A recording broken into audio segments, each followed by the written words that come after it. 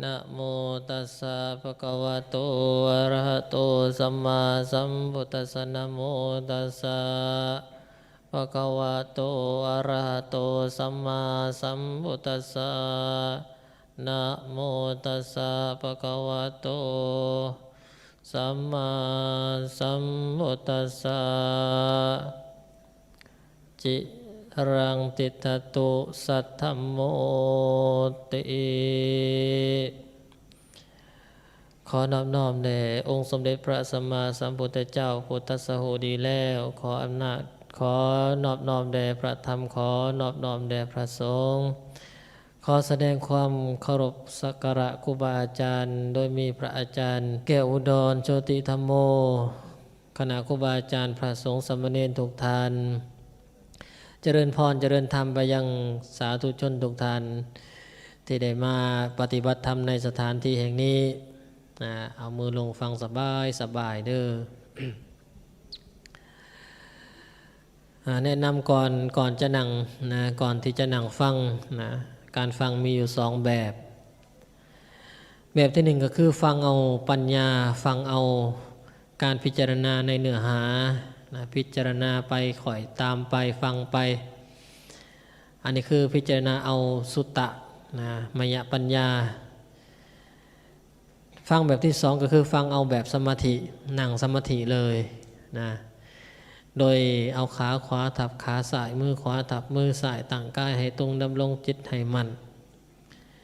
กำหนดอารมณ์กรรมฐานตามเสียงผู้เทศได้ยินเสียงได้กำหนดเสียงนั้นได้ยินโนได้ยินหนอได้ยินโนได้ยินหนอไปเรื่อยๆนะโดยบอกพิจารณาถึงเนื้อหาอัตถะที่ผู้เทศบรรยายกำหนดเพียงแต่อารมณ์กรรมฐานเท่านั้นอันนี้แล้วแต่ผู้ฟังจะสมัครใจที่จะถือปฏิบัติโดยวิธีใด เมื่อนี้อาตมาภาพจะได้มาแสดงธรรมเทศนาในหัวข้อเรื่องความจีรังอย่างยืนแห่งพระสัทธรรมดังที่อาตมาภาพได้ตั้งสุภาษิตที่ว่าจิรังสิทธตุสัทธโมขอพระสัทธรรมจงดำรงมั่นอย่างยืนนานสุภาษิตบทนี้เป็นสุภาษิตที่ เป็นความปรารถนาของบรรดาพุทธศาสนิกชนที่ต้องการให้พระพุทธศาสนาของเขานั้นดำรงมั่นสถาพรอาตมาภาพจึงได้ทวนหน่อยหนึ่งนะเกี่ยวกับการที่พระอาจารย์ใหญ่สมบูรณ์สิริปัญโยได้เทศไว้เมื่อวานนี้ว่าครั้งที่พระพุทธองค์ได้ตรัสรู้แล้วได้แสดงธรรมโปรดปัญจวัคคีย์ได้แสดงธรรมโปรดยศกุลบุตรพร้อมด้วยสหาย50 คน รวมแล้วครั้งนั้นมีพระอรหันต์เกิดขึ้นในโลก61 องค์มีพระพุทธเจ้า1 องค์และพระสาวก60 องค์เมื่อรวมกันแล้วพระพุทธองค์หลังจากที่ออกพรรษาจึงได้ทรงพระภิกขุทั้งหลายผู้ที่ได้บรรลุเป็นพระอรหันต์ไปประกาศพระศาสนาได้ชื่อว่าเป็นการส่งธรรมทูตขังธรรมอิฐในพระพุทธศาสนาออกไปเผยแผ่นะพระพุทธเจ้าได้กล่าวว่าจรัตถาภิกขเวจาริกังพหูชนะหิตายะพหูชนะสุขายะโลกานุกัมปายะดูก่อนภิกขุทั้งหลายพวกท่านจงจาริกไปเพื่อประโยชน์ของมหาชนเพื่ออนุเคราะห์ประชาชนเพื่ออนุเคราะห์แก่โลกนี้แต่อย่าไปพร้อมกันในเส้นทางเดียวกัน2 รูปนะให้ไปเผยแผ่พระศาสนาถือว่าเป็นนโยบายธรรมทูตขององค์สมเด็จพระสัมมาสัมพุทธเจ้าขังธรรมอิฐต่างคนต่างแยกย้ายกันไปทั่วเมืองทั่วนครทั่วนิคมทั่วชนบทตามลำดับนะส่วนองค์สมเด็จพระสัมมาสัมพุทธเจ้าได้เดินทางไปสู่เมืองราชคฤห์คือเมืองที่พระเจ้าพิมพิสารเป็นเจ้าหนังนครอยู่โดยการไปโปรดชดิน3 พี่น้องนะรวมกันแล้วก็เป็นพันนะแล้วก็ได้อุบาสกผู้สำคัญในพระพุทธศาสนาซึ่งเป็น เจ้าครองนครนะก็คือเมืองราชคฤห์หรือแคว้นมคธนะพระพุทธศาสนาจึงยังหากลึกลงในชมพูทวีปในการบัดนั้นญาติโยมทั้งหลายพระพุทธเจ้าได้ฝากคำสั่งสอนไว้กับบริษัทสี่คือพระภิกขุภิกขุณีอุบาสกอุบาสิกาในครั้งหนึ่งพญามารได้กลับไปกราบทูลขอให้องค์สมเด็จพระสัมมาสัมพุทธเจ้าปรินิพพานพระพุทธเจ้าได้กล่าวกับพญามารว่าดูก่อนมารผู้ใจบาปตราบใดก็ตามที่พระภิกขุพระภิกขุณีอุบาสกอุบาสิกายังบ่มีความตั้งมั่นในธรรมยังบ่แก้วกล้าอาจหาญ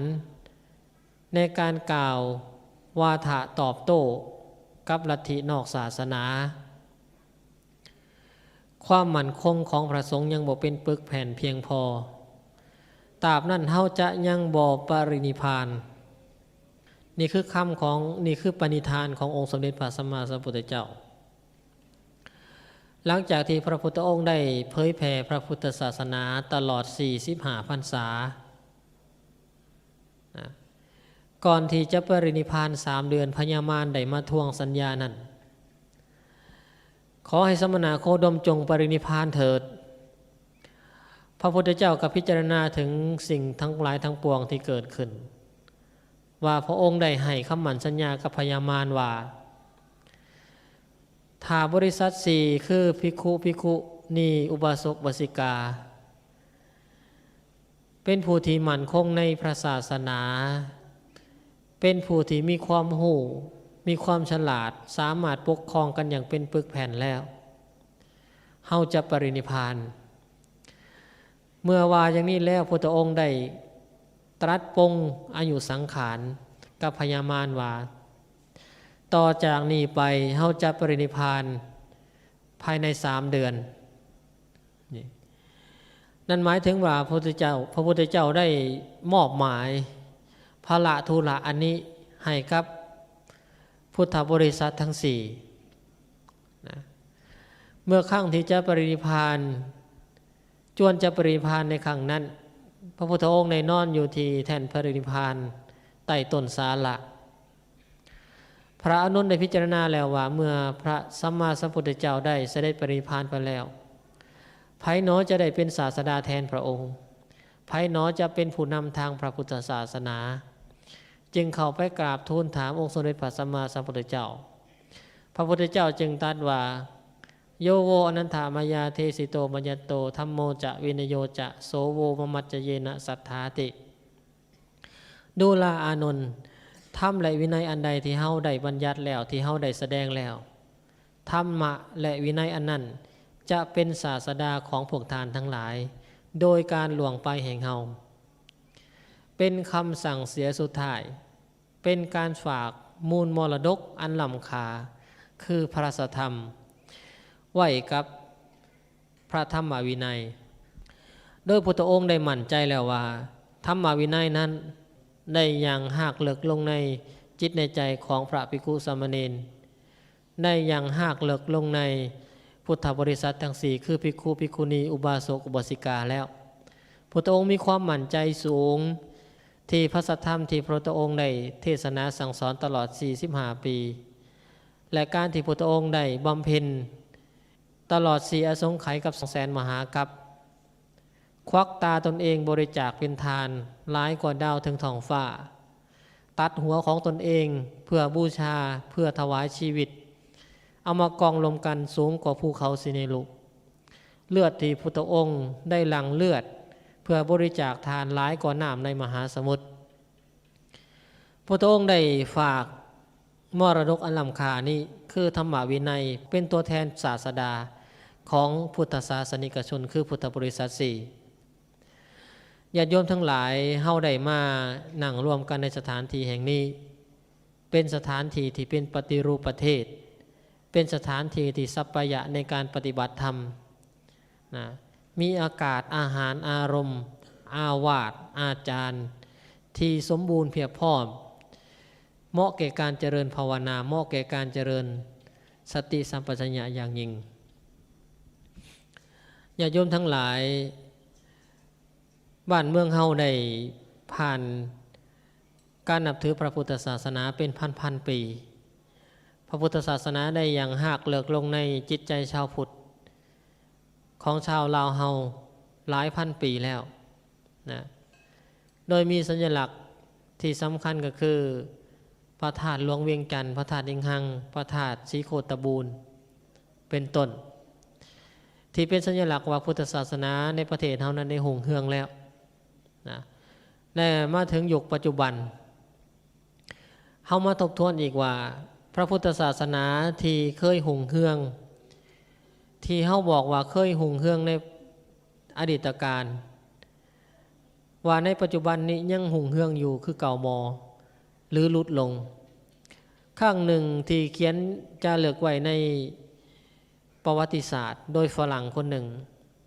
ได้มาศึกษาพุทธศาสนาในลาวในยุคของเจ้าสุริยวงศายุคของเจ้าสุริยวงศาเป็นยุคที่หุ่งเฮืองโดยพระพุทธศาสนาอย่างยิ่งจารึกไว้ในประวัติศาสตร์ว่าพระสงฆ์สามเณรมีจำนวนหลวงหลายกว่าทหารในกองทัพของพระเจ้าสุริยวงศาวัดว่าอาหามไหลหุ่งเฮืองเหลืองเหลื่อม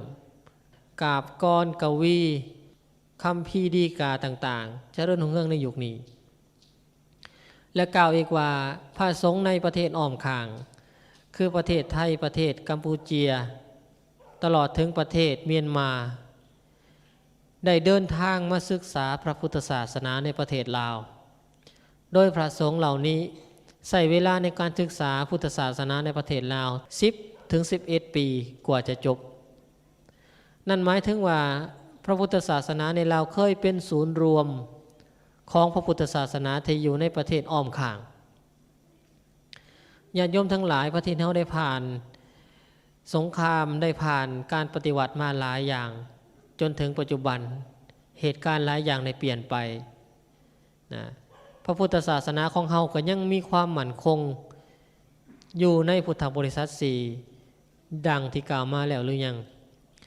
หรือเหลืออยู่สำใดหรือหลายกว่าเดิมให้เฮามาทบทวนหม่องนี้การที่ประเทศอ้อมข้างบ่ว่าจะเป็นประเทศไทยก็ดีประเทศเมียนมาก็ดีนะถือว่าเป็นศูนย์กลางพระพุทธศาสนาที่มั่นคงสายเทรวาทเมื่อเทียบกับประเทศอื่นแล้วพุทธศาสนาของเฮานั้นในลาวของเฮานั้นนะสามารถที่จะเทียบเคียงกับพุทธศาสนาในประเทศอื่นส่ำใดนะเอาต้นญาติโยมทั้งหลายอยู่ที่ประเทศเมียนมาหรือประเทศพม่านั้นมีการทรงจำพระไตรปิฎกนะมีการบันทึกไว้ในหนังสือกินเนสบุ๊กในปี 1985 การทรงจำพระไตรปิฎกของพระภิกขุในพม่าองค์แรกชื่อว่าสัญญาดอปฐมมิงกุลนะโดยการทรงจำพระไตรปิฎกเป็นตัวอักษรอยู่ 240,000 ตัวอักษรได้กับปากเป็นหนาเจียอยู่ 16,000 หนานะมันจุลงไปในสมองของมนุษย์เป็นความอัศจรรย์ของสิ่งที่เอ่ยว่าความอัศจรรย์จึงได้บรรจุอยู่ในกินเนสบุ๊กมาเป็นสิ่งที่น่าอัศจรรย์ที่สุดอย่างหนึ่งของสิ่งที่มีชีวิตจนถึงปัจจุบันนี้ประเทศเมียนมาได้ผลิตพระภิกขุที่ทรงจำพระไตรปิฎกจำนวนบ่ต่ำกว่า40 องค์แล้วนั่นหมายถึงว่าปริยัติในประเทศเมียนมาถือว่ามีความมั่นคงสูงการที่จะได้เป็นเจ้าอาวาสอยู่ในประเทศเมียนมาหรือพม่านั้นต้องเรียนภาษาบาลีพื้นฐานเอิ้นว่าธรรมจริยะใช้เวลาเรียนอยู่5 ปีถึงจะจบผู้ใดก็ตามที่จะเป็นเจ้าอาวาสต้องจบธรรมจริยะใช้เวลาเรียน5 ปีถึงจะได้ไปนั่งเป็นเจ้าอาวาสได้หมายถึงว่ามีความสามารถเพียบพร้อมที่จะชี้แจงธรรมวินัยได้อย่างชัดเจนนะสามารถที่จะบอกพระสงฆ์สามเณรว่าอันไหนควรอันไหนบ่ควรอันไหนเป็นธรรมอันไหนเป็นวินัย อันใดนอกธรรมอันใดนอกวินัยสามารถที่จะเทศสั่งสอนออกตนญาติโยมให้รู้จักบาปบุญคุณโทษและบ่ออกนอกแนวพระพุทธศาสนา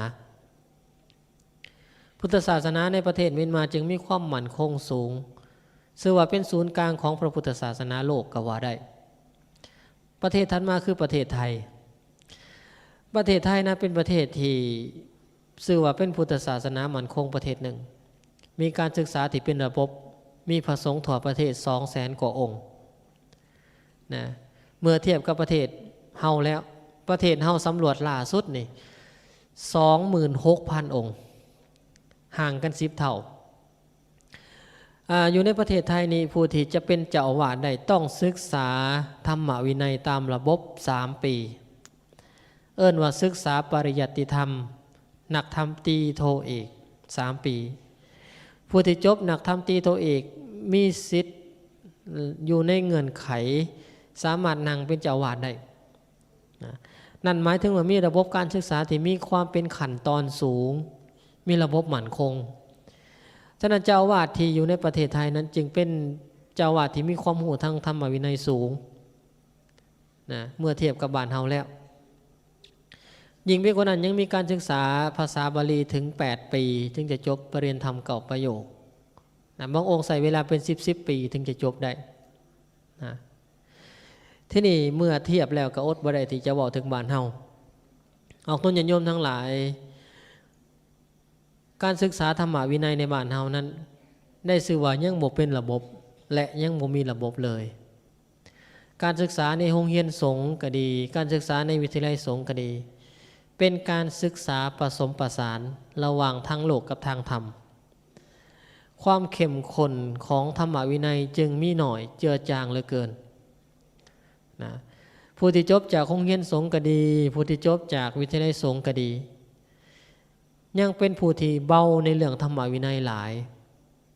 นะสามารถที่จะสำรวจได้ทันทีว่าผู้ที่จบจาก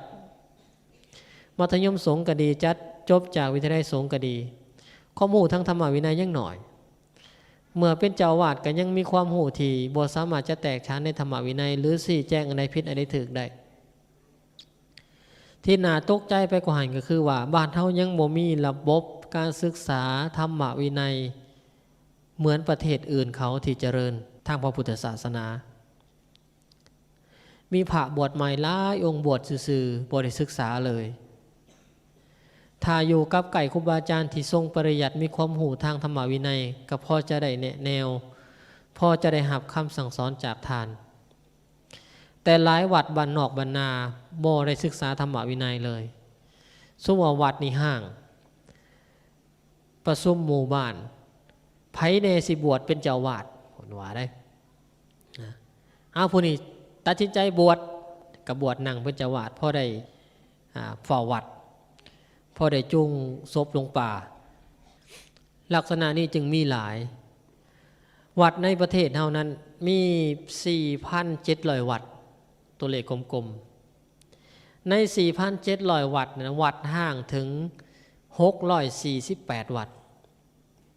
เอาต้นญาติโยมทั้งหลายและวัดที่มีอยู่นั้นก็เป็นวัดที่พระสงฆ์สามเณรที่มีการศึกษายังบ่เป็นระบบทางธรรมวินัยเพียงพอที่จะไปนั่งครองเป็นเจ้าวาดนะจึงออกไปในลักษณะงมงายหลายนี่เมื่อพระสงฆ์สามเณรพุทธบริษัท4นั้นบ่มีความมั่นคงบ่มีความเข้าใจในธรรมวินัยมรดกอันล้ำค่าที่พระพุทธเจ้าได้มอบหมายไว้รักษาบ่ได้ธรรมะและวินัยอันใดที่เฮาได้แสดงแล้วที่เฮาได้บัญญัติแล้วธรรมะวินัยอันนั้นแหละเป็นศาสดาของพวกท่านทั้งหลายนั่นหมายความว่าถ้าธรรมะวินัยบ่ได้ยังหากเลิกลงไปในจิตใจของพระสงฆ์สามเณรหรือบ่มีระบบจัดการศึกษาเพียงพอหมายถึงว่าศาสดาคือองค์สมเด็จพระสัมมาสัมพุทธเจ้าบ่ได้ยังหากเลิกลงในจิตใจของพระสงฆ์สามเณรแล้วความมั่นคงความจีรังยั่งยืนของพระพุทธศาสนาสิมีได้จังใดนั่นคือคำถามนะอาตมาหวังว่าบ้านเฮาในอนาคตอันไกลนี้จะมีการจัดระบบการศึกษาปริยัติธรรมที่เป็นระบบ เพิ่นได้ออกดำรัสว่าด้วยการศึกษาสงฆ์เมื่อปี 2017 เรื่องปริยัติธรรมผ่านมา2 ปีแล้วเอาตนญาติโยมทั้งหลายสายปริยัติธรรมยังบ่สามารถที่จะจัดการศึกษาได้มันติดอยู่หม่องไหนมันคล้องอยู่หม่องไหนนะที่อาตมาได้ประรบถึงความมั่นคงของพระพุทธศาสนานั้นวัดห่างถึง600 วัดนะและวัดที่อยู่นี่ก็บ่แม่นว่าพระสงฆ์ที่มีคุณภาพด้านการศึกษาธรรมวินัยได้นะมีการตีความธรรมะผิดมีการตีความวินัยผิดเอาตนโยมทั้งหลายตีความวินัยผิดตีความธรรมะผิดนะหูธรรมะเล็กๆน้อยๆไปอวดกันไปข่มกันแตกแยกแล้วความมั่นคงของพระพุทธศาสนาสิมีได้จังใดนะมีคนบอกว่าการสิจะเป็นโสดาบันได้บ่ยากใส่คำว่าบ่ยากเลยมันสิยากยังรักษาศีล 5ให้บริสุทธิ์เพิ่นว่านะรักษาศีล 5ให้บริสุทธิ์ก็ได้เป็นโสดาบันแล้ว1บ่ฆ่าสัตว์ซื้อกินเอา2มาบ่ลักทรัพย์บ่โกงเขา3มาแล้วบ่ผิดลูกผิดเมีย4มาแล้วบ่เว้าขี้ตัวบ่เว้าตลกเฮฮาบ่เว้าอันใดที่บ่มีสาระบ่เว้าบ่หลอกลวงคนอื่น5แล้วบ่ให้กินน้ำเหล้าน้ำเมารักษาสำนี้ก็ได้เป็นโสดาบันแล้วว่าซั่นนะเป็นการตีความธรรมะผิดเด้โอ้ยเพิ่นก็พยายามรักษาศีลแล้วรักษาศีล 5ให้บริบูรณ์ผู้เพิ่นมีเงินน่ะใครแน่บ่ได้ขาเป็ดขาไก่บ่ได้ไปหาปูหาปลาเพิ่นเป็นโสดาบันได้ง่ายกว่าหมู่เพิ่นน่ะแต่ในกรณีกับกันพระโสดาบันจะเป็นไปบ่ได้เลยถ้าในกรณีนี้เด้ประชาชนทั่วไปผู้ขุดจีรอแกงใส่หน่อไม้ก็เป็นโสดาบันบ่ได้หากบหาเขียดก็เป็นโสดาบันบ่ได้เลี้ยงปูเลี้ยงเป็ดเลี้ยงไก่ขาเป็ดขาไก่ก็เป็นโสดาบันบ่ได้หาปูหาปลาก็เป็นโสดาบันบ่ได้นะจึงออกลักษณะว่าข้าพเจ้ามีฐานะบ่ต้องฆ่าสัตว์ค่อยซื้อกินค่อยเป็นโสดาบันลงตนเองแล้วเป็นลักษณะที่มีมานะสูงในการที่จะดูถูกผู้อื่นข่มผู้อื่นโอ้ยเจ้าสิฮู้หยังค่อยเป็นโสดาบันภูมิใจได้นะอาตมาจะบอกว่าคุณลักษณะของความเป็นโสดาบันนั้น1ต้องละสักกายทิฏฐิได้2ต้องละวิจิกิจฉาได้3ต้องละศีลพัตตปรมาทได้สักกายทิฏฐิขอทำอิฐนี่คือการถือโตผู้ใดก็ตามที่ละความถือโตได้ความเห็นแก่โตได้ผู้นั้นชื่อว่าเป็นโสดาบันข้อที่1อันที่ไปเว้าคมมูหั่นแสดงว่าละบ่ได้แล้วมีมานะทิฏฐิสูงแห่งยังมีความรู้สึกว่าข้าพเจ้าดีกว่าหมู่นี่นะซ้ำนี่ก็แสดงว่าตัวกิเลสสักกายทิฏฐิยังมีอยู่เป็นโสดาบันบ่ได้รักษาศีล 5อย่างเดียวบ่พอต้องละความถือโตพร้อมวิจิกิจฉาบ่มีความสงสัยเรื่องบาปบุญคุณโทษบ่มีความสงสัยเรื่องพระพุทธเจ้าบ่มีความสงสัยเรื่องบาปกรรมเรื่องนรกสวรรค์บ่มีความสงสัยเข้าใจอย่างแจ่มแจ้งเชื่อว่าบาปมีบุญมีจริงๆบ่สั่นคลอนต่อมาละศีลพัตตปรมาทละตัวนี้ได้คือการถือแบบงมงายหมายถึงการถือที่บ่แม่นคำสอนขององค์สมเด็จพระสัมมาสัมพุทธเจ้ามองงมงายมีหลักเหตุมีผลนะมีกลุ่มหนึ่งของตนญาติโยมทั้งหลายอาตมาอยากบอกถึงว่าตายไปแล้วผิวเหลืองนั่นพิสูจน์ว่าเป็นพระอนาคามีสูงกว่าโสดาบันนะมันสิมีโสดาบันสกิทาคามีอนาคามีและพระอรหันต์การเสื่อว่าผิวเหลืองคืออนาคามี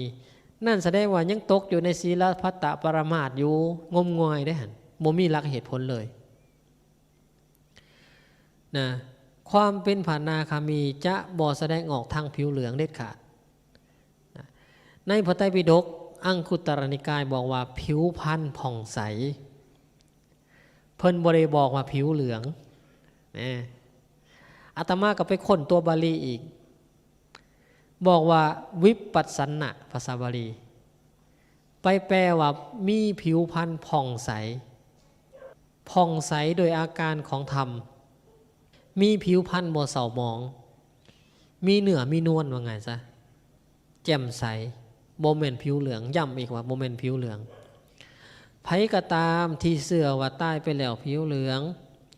ได้เป็นอนาคามีนั่นแสดงว่ายังขามพ้นศีลพัตตปรมาสยังบ่ได้อยู่แล้วตนเองสิเป็นพระโสดาบันได้จังไดนี่คือคำถามของตนโยมทั้งหลายเมื่อเฮาพิจารณาด้านปริยัติแล้วเฮาจะเห็นว่า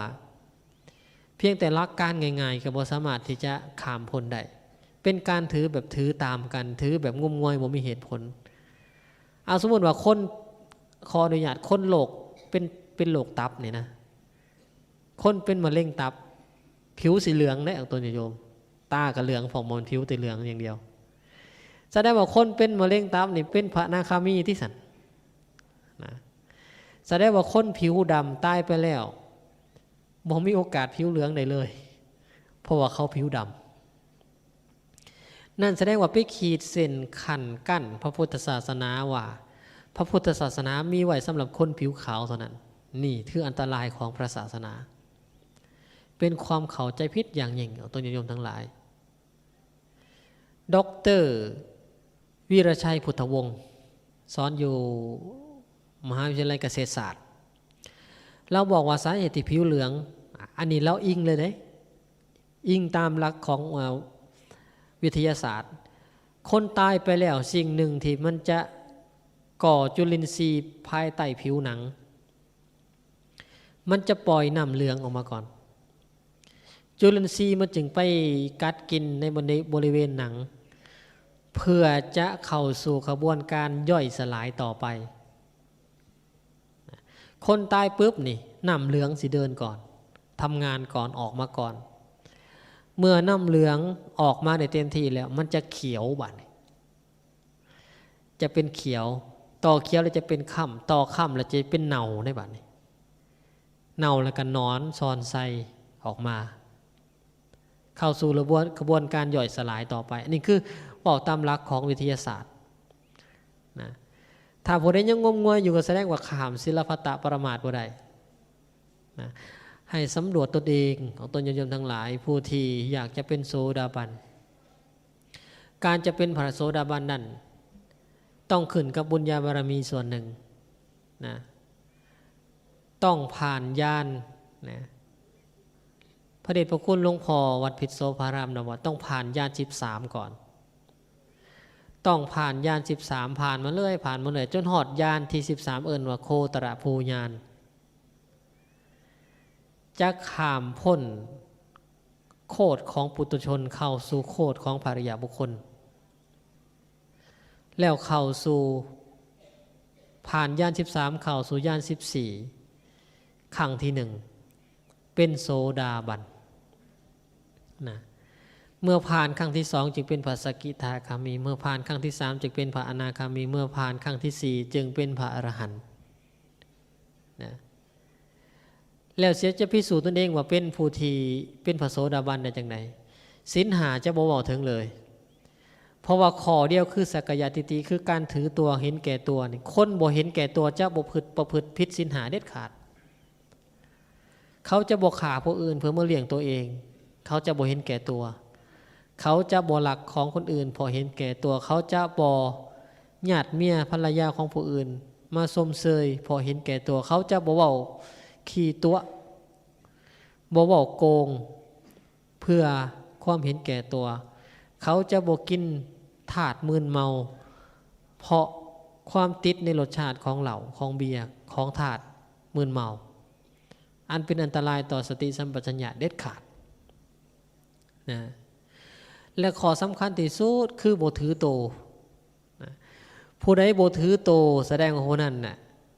โอกาสที่จะได้เป็นโสดาบันสูงเรื่องของตนโยมทั้งหลายผู้ใดยังถือว่าอันนี้ก็ของข่อยอันนั้นก็ของข่อยห่วงอันนี้ก็ห่วงอันนั้นก็ห่วงความเห็นแก่โตสูง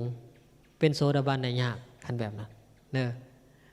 และการที่ไปหลบล้างขนบธรรมเนียมอันนี้เป็นส่วนหนึ่ง อาตมาอยากจะบอกแจ้งในหม่องนี้บางหม่องบ่สูตรบาทนะสูตรพระหุงบ่สูตรได้ผู้ได้ใส่บาทก็ใส่ไปบ่สูตรอันนั้นยังธรรมดาแม่นอยู่ว่าพุทธเจ้าบริสอนในสูตรบาทต่อมานี่หยาดน้ำบาดนี้หยาดน้ำก็บ่ให้หยาดเพราะว่าพุทธเจ้าบ่สอนว่าซั่นบ่มีในพระไตรปิฎกว่าซั่นบ่มีได้จังใดอนาถบิณฑิกาเศรษฐีหยาดน้ำใส่มือพุทธเจ้าตอนถวายพระเชตวันไปเบิ่งในพระไตรปิฎกเด้อเศรษฐีอนาถบิณฑิกาถวายพระเชตวันแก่พุทธเจ้าหยาดน้ำใส่มือพุทธเจ้านี่ลังสิโนทกอันนี้มีในพระไตรปิฎกต่อมาละตอนพระเวทท่านสร้างให้กับพราหมณ์มาขออยู่เมืองกลิงคราชฝนแรงอยู่เมืองกลิงคราชมาขอสร้างมงคลเพราะว่าสร้างตัวนี้ไปอยู่บ้านเมืองใดฝนตกถึกต้องตามฤดูกาลบ้านปกสุ่มห่มเย็นขั้นพระเวทบ่ให้สร้างปัจจยนาเคนเมืองกลิงคราชจะยกกองทัพมาตีเมืองศรีวี เพราะว่าเมืองกลิงคราชนี่เป็นเมืองใหญ่เมืองมหาอำนาจเมืองศรีวีเป็นเมืองน้อยเมืองสงบสุขเป็นเมืองน้อยถ้าพระเวทบ่ท่านสร้างปุ๊บนี่เกิดอันตรายสงครามจะเกิดทันทีพระเวทจึงตัดสินใจหยาดน้ำลงในมือของพราหมณ์ที่มาขอแล้วเอาส่วนไหนบอกว่าพระไตรปิฎกบ่ได้สอนให้หยาดน้ำอันนี้ไม่ออกพอออกกับแบ่งกันเป็นสองกลุ่มผู้ไหนโอ้ยข่อยพุทธแท้เจ้าพุทธเทียมผลวายเถียงกันข่อยนี่นะปิมแล้วข่อยจะได้เป็นโสดาบันแหละสินหาข่อยครบแล้วนี่ก็มีนะโสดาบันมีเฉพาะคนมีเงินนะครับฟังหวานนี่น่ะเนาะ นี่เราต้นญาติโยมทั้งหลายและอื่นๆอีกเกี่ยวกับเช่นเรื่องการสมโภชเรื่องการสมโภชพุทธเจ้าบ่ได้บอกให้สมโภชเพิ่นว่า ที่จริงการสมโภชคำว่าสัมโภชะแปลว่าฉลองนะในพระไตรปิฎกบ่ได้กล่าวเรื่องพุทธรูปไว้ก็จริงบ่ได้กล่าวเรื่องการสมโภชไว้ก็จริงนะ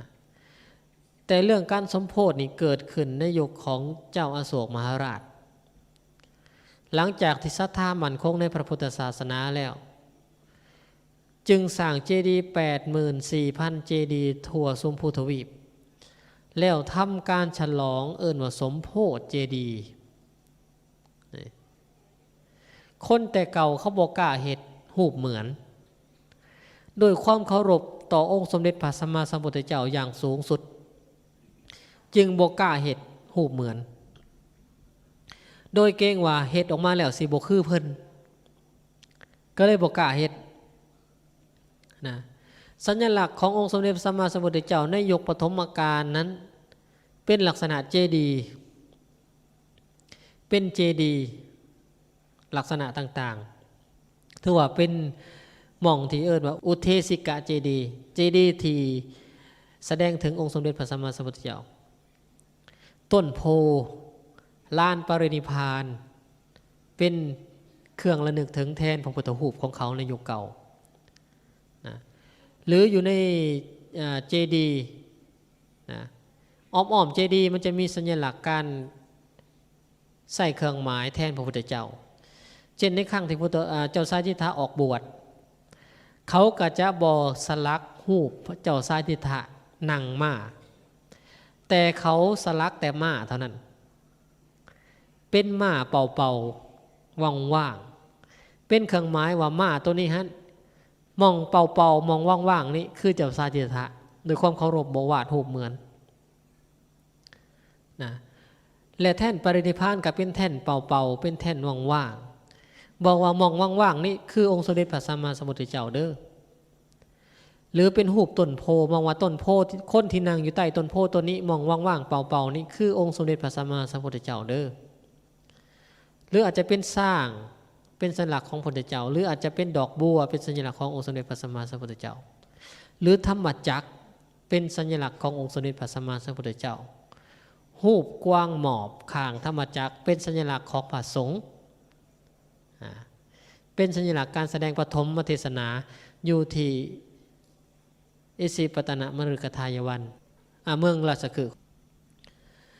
นั่นแหละสัญลักษณ์ขององค์สมเด็จพระสัมมาสัมพุทธเจ้าในยุคปฐมกาลนั้นบ่มีรูปเหมือนที่นี่พุทธรูปได้เกิดขึ้นในยุคใดเกิดขึ้นหลังยุคของพระเจ้าอโศกประมาณ200 ปีประมาณพ.ศ. 600อยู่ในช่วงนี้อยู่ในช่วงที่อเล็กซานเดอร์มหาราชได้บุกโจมตีทางทะเลดำทะเลเมดิเตอร์เรเนียนทะเลแถวนั้นนะโจมตีขึ้นมาทางอียิปต์นี้นะผ่านไปทางปากีสถานแล้วว่าซิตี้เขาอินเดียเข้าไปทางแม่น้ำสินธุนะเศร้าก่อนมดแห้งสิแม่นมดแห้งหรือจังไดบ่ฮู้ได้นะ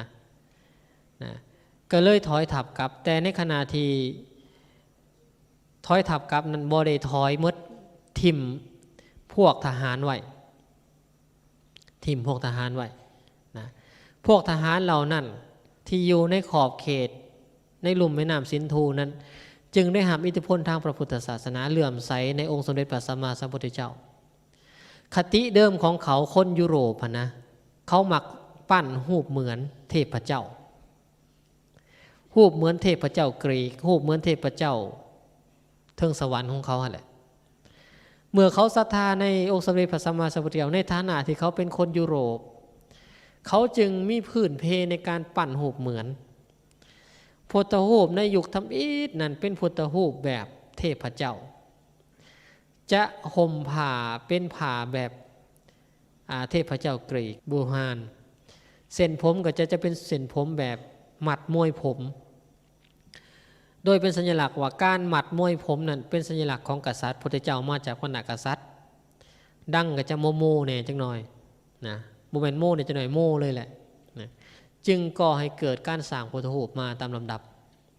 ทีนี้มาบอกถึงเรื่องการสมโภชพุทธรูปนะว่าพุทธเจ้าบริสอน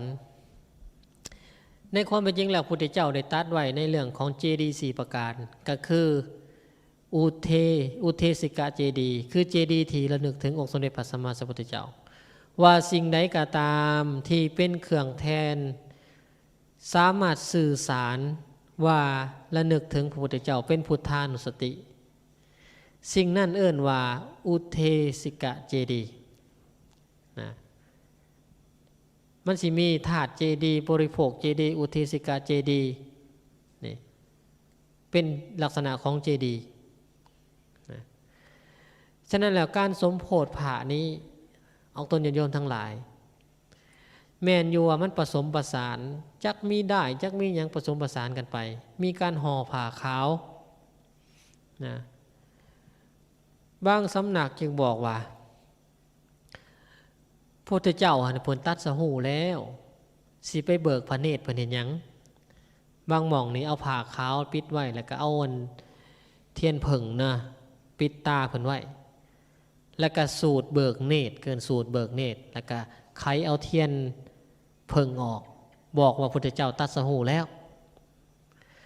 ออกต้นโยมทั้งหลายนี่เป็นสัญลักษณ์พระพุทธเจ้าองค์จริงเหมือนตัดสหูแล้วแต่องค์ที่มาตั้งอยู่ทางหน้านี้เป็นสัญลักษณ์เล่าเรื่องเล่าให้ลูกให้หลานฟังคนบูฮานเขาฉลาดในเรื่องการถ่ายทอดโดยการเว้าจังซี่มันบ่เห็นภาพก็เลยเฮ็ดให้เบิ่งนี่เอาผ้าขาวมาห่มนี่เปรียบเสมือนกับกิเลสตัณหาได้ห่มเจ้าชายทิฏฐะไว้และยังมีธุลีที่บังตาเพิ่นอยู่คือเทียนนี้บังตาเพิ่นไว้เมื่อสูดไปหอดครึ่งก่อนสิขอนแจ้งแล้วสูดไปในบทสูตรก็เล่าประวัติขององค์สมเด็จพระสัมมาสัมพุทธเจ้าบำเพ็ญบารมี30 ทัศนะเล่ามาเรื่อยถ้าแปลเป็นภาษาลาวเฮาจังแม่นม่วนคือจังอ่านพุทธประวัตินี่และในขณะเดียวกันครูบาอาจารย์เพิ่นก็ขึ้นเทศน์เว้าให้คนฟังเรื่องพุทธประวัติก็ดีเรื่องธรรมเทศนาก็ดีนะเมื่อคอนชี้แจ้งเพิ่นสิแก้ผ้าขาวเป็นสัญลักษณ์ว่าลูกหลานเอ้ยพระพุทธเจ้าเพิ่นตัดสหูคอนแจ้งเด้อนี่แก้ผ้าขาวนี่เหมือนกับพระพุทธเจ้าได้ตัดกิเลสแล้วเอาเทียนเพิ่งออกจากตาเพิ่นนั้นหมายถึงว่าธุลี ในจักขุเพิ่นน่ะมันสะอาดและมันผ่องใสแล้วลูกหลานเอ้ยเบิ่งเอาเด้อเห็นบ่เป็นอุบายในการเล่าเรื่องของคนโบราณ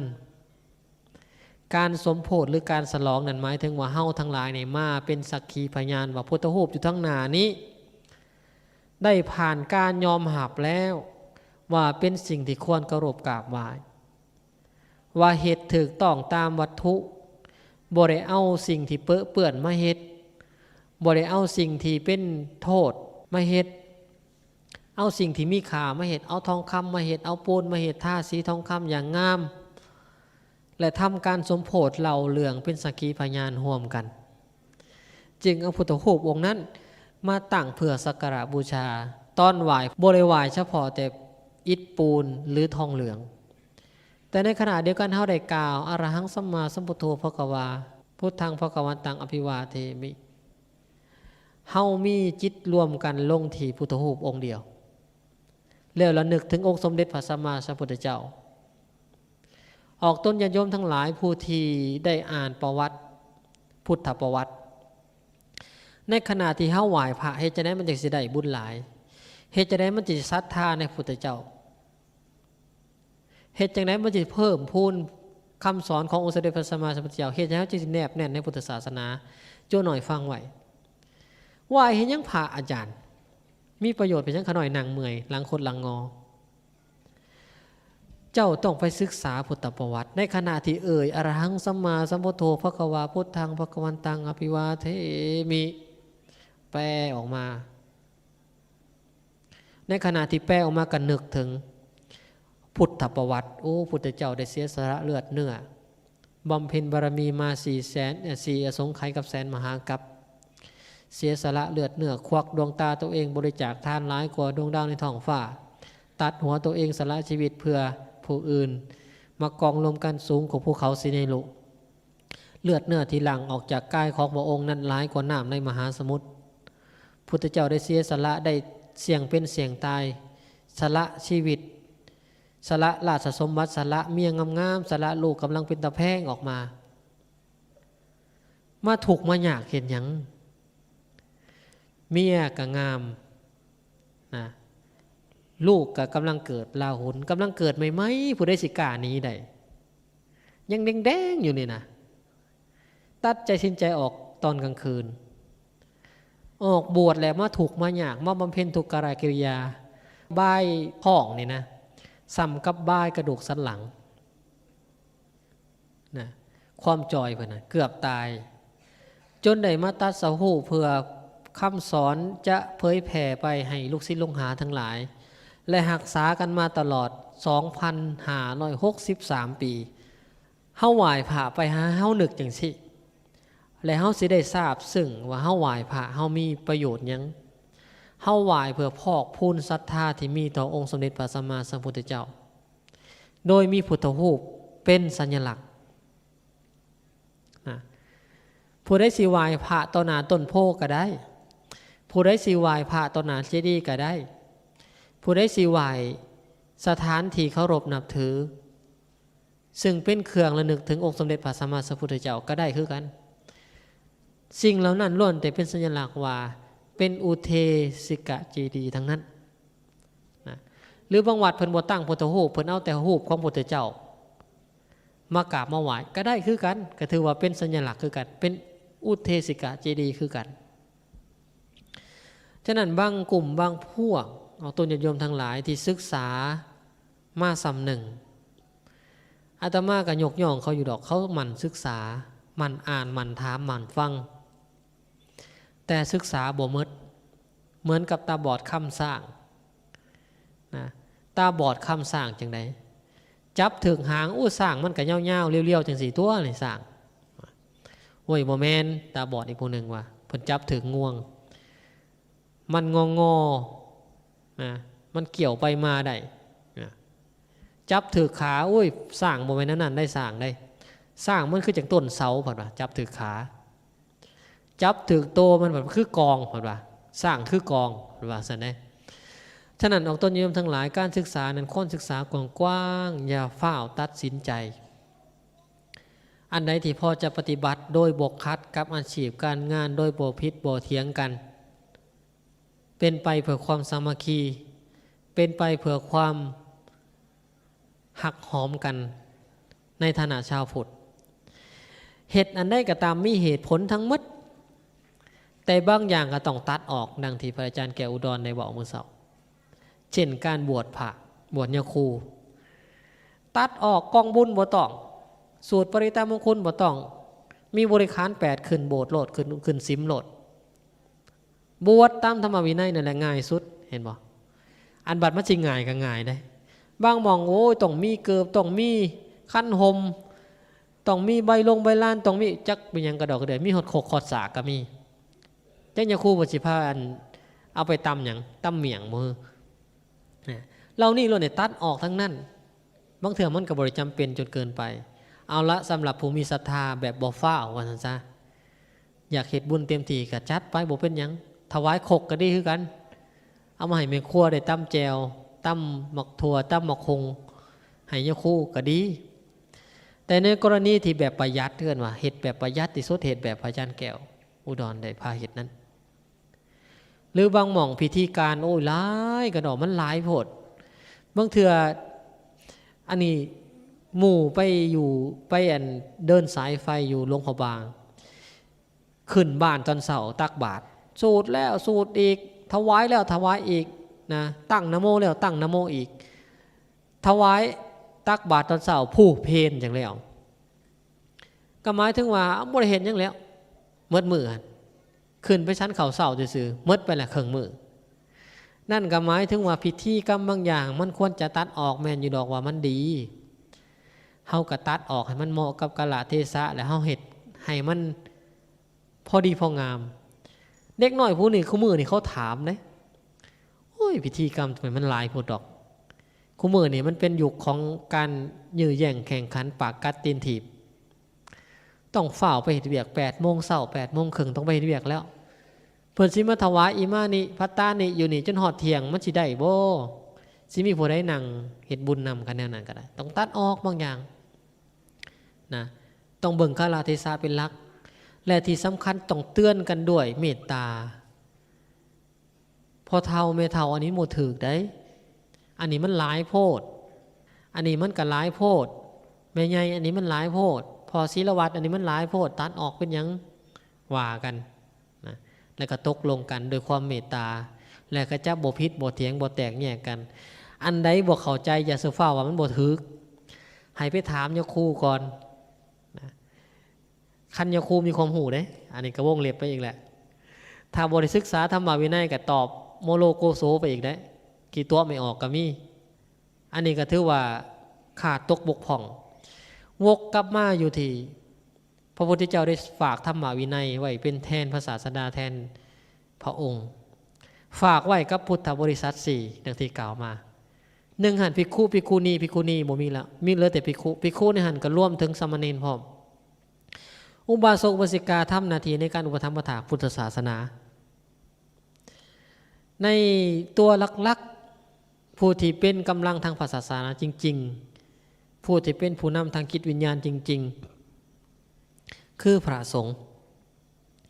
พระสงฆ์ต้องเป็นผู้ที่มีความรู้ทางธรรมวินัยอย่างรอบคอบอย่างหน่อยศึกษาพุทธศาสนาพระธรรมวินัยเหมือนกับประเทศเมียนมาหาปีจึงเป็นจังหวัดได้ศึกษานักธรรมตรีโทเอกแบบไทยถึงจะเป็นจังหวัดได้โมเมนต์ว่ายกมือบวชเข้าพรรษาพอได้จุงผีลงวัดอันผีจุงผีลงป่าบ่ได้แบบนั้นแล้วเมื่อเขามีความสงสัยนั่นนี่เขาไปถามโยคูกับอาเท่านั้นแล้วก็บ่สามารถที่จะแก้ความสงสัยนั้นได้แล้วก็พาไม่ออกเหตุผิดเอาไปมาโยคูเฮานี่นักไปกว่าหันว่าเอาแต่เงินไม่ออกจมได้บางคนโอ้อันนี้ก็ได้ขึ้นสวรรค์อันนี้ก็ได้ขึ้นสวรรค์นะซองแล้วซองอีกอยู่กับบ่ไหวคือกันแน่นอนนะบางเถื่อก็บ่ไหวคือกันเหตุเป็นพุทธพาณิชย์เกินไปย้อนเหตุผลเดียวย้อนว่าการศึกษาปริยัติธรรมหรือธรรมวินัยยังบ่เป็นระบบพอฉะนั้นอาตมาหวังอย่างยิ่งว่าในอนาคตอันใกล้นี้ พระปริยัติธรรมการศึกษาธรรมวินัยจะเกิดขึ้นในบ้านเฮาแล้วความมั่นคงในธรรมวินัยจะเกิดขึ้นวัดว่าห่างจะบ่มีวัดห่างสาเหตุหนึ่งก็ย้อนว่าพระบวชแล้วอยู่ได้บ่ดลเพราะว่าบ่ได้หักพุทธศาสนาจริงๆเหมือนกับพระอาจารย์คำพจน์ได้เทศไว้บวชหลับบวชลี่บวชขีดสถานบอกสนุกสนานบวชพานก็สุขบวชสนุกตามเพื่อนมันมีหลายบวชถ้าบวชแล้วศึกษาธรรมวินัยมันต้องมีความหักในองค์สมเด็จพระสัมมาสัมพุทธเจ้ากล่าวคำว่าอะระหังสัมมาสัมพุทโธภควาพุทธประวัติไหลเลื่อยๆๆๆๆมาในหัวนี่เห็นภาพทุกอย่างพุทธเจ้าบำเพ็ญบารมีเสียสละเลือดเนื้อมันสิบ่หักพุทธเจ้าได้จังไดมันสิบ่หักศาสนาได้จังไดคันศึกษาจริงๆเอาต้นโยมนี่แหละอาตมาได้อยากฝากไว้กับครูบาอาจารย์พนมเน้นน้อยได้มาคำนวณได้มาไขควรนำกันได้มาติตองได้มาสำรวจตัวเองนำกันว่าเขาควรจะรักษาพุทธศาสนาไปในทางทิศทางใดเอาละอาตมาภาพได้เทศนามาก็เห็นว่าพอสมควรแก่เวลาสุดท้ายนี้อาตมาภาพขออำนวยอวยพรอำนวยชัยให้เอาตนโยมทั้งหลายด้วยอำนาจบุญญาบารมีที่ครูบาอาจารย์พระหนุ่มเน้นน้อยสะพรหมจารีพรหมจารีนีนักปฏิบัติธรรมทั้งหลายที่บำเพ็ญมาตั้งแต่อดีตชาติจนถึงปัจจุบันชาติขอบารมีเหล่านั้นจงมารวมเป็นตบะเป็นเดชะเป็นพระอปัจจัยอำนวยพรอำนวยอวยชัยให้ทุกท่านปรารถนาสิ่งใดขอให้ได้สิ่งนั้นสมความมุ่งมั่นปรารถนาและขอให้มีโอกาสเข้ามาประพฤติปฏิบัติธรรมเพื่อนำต้นให้พ้นจากทุกข์ถึงสุขอันไพบูรย์กล่าวคือมรรคผลนิพพานจงทุกทานทุกคนเถิด